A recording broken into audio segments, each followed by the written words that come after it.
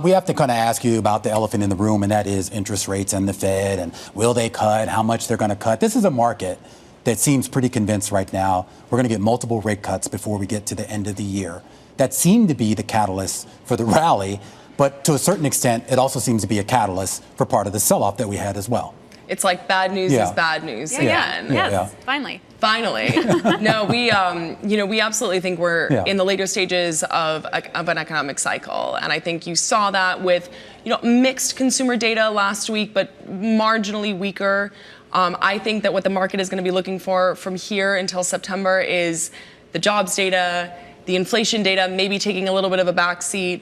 But I think we're definitely in a slowdown, and it's just a matter of, how fast and when we start to see continued slowdown in the consumer, at least in the United States. How much do you, or I guess how confident do you have to be right now to enter new positions in the equity space? And if you are confident enough to do that, are those positions idiosyncratic?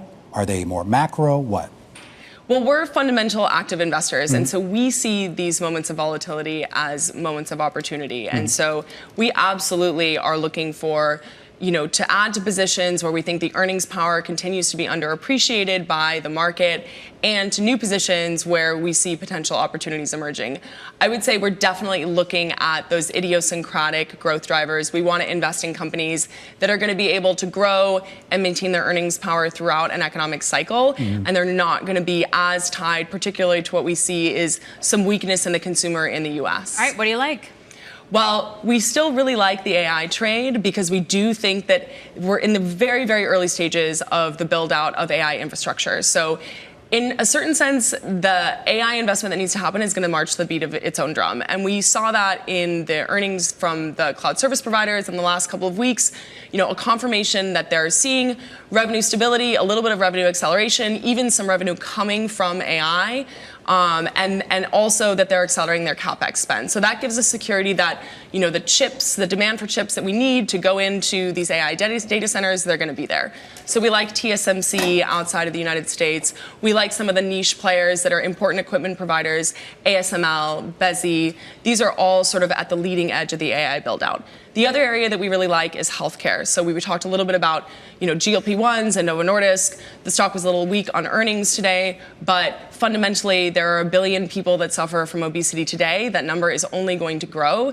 And we've seen just the tip of the spear in terms of the number of people that have been able to get treatment from Wegovy and Ozempic. Well, but, sorry, can I just follow up on that? But is that going to benefit Novo? Because it seemed part of the sell-off, the concern, at least amongst investors, was that you've got a lot of new entrants into this market. There are a lot of other weight loss drugs in the pipeline here, so that while the pool of people taking it might expand, that doesn't necessarily mean their percentage of market share for Novo or for any specific company is going to grow, is it? That's true. Yeah. However, I will say Novo, we believe, has a first mover competitive advantage, both Novo and Lilly. Yeah. Novo also has a very strong pipeline of new drugs, so they'll be coming out with trial data later in the year for their next generation weight loss drugs, CagriSema.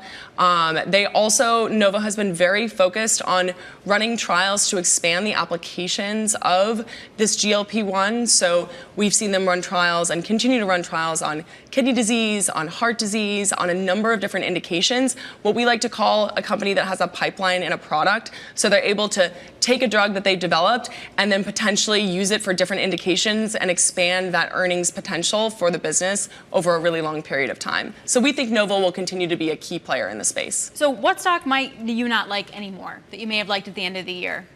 One of the names or one of the areas that we've been focused on where we have exposure that is, exposed to the United States is in the luxury space and what we call sort of maybe more mass luxury space. So LVMH is a name that, and just, generally the consumer space is a name that we're steering clear of for now. We think this is a great long-term business with a very strong platform of brands.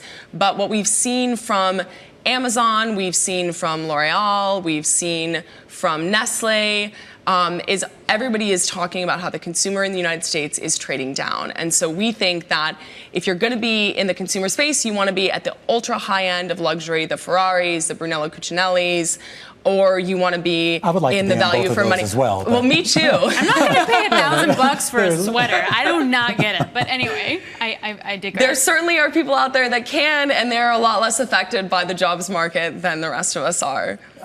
Just real quickly, only got about a minute left here. I am curious. I saw in some of the stock picks that you had several in that kind of the IT services area, and I know some of that links to AI. Explain that. We think that IT services is an area of the market that's been really an underappreciated beneficiary of AI. So, you heard Andy Jassy talk about this on the earnings call from Amazon, that, this is a process.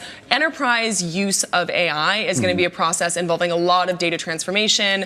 High quality data is going to be needed. All that sort of lifting and shifting that we've seen from enterprises moving data from on-premise to the cloud, you're going to continue to see.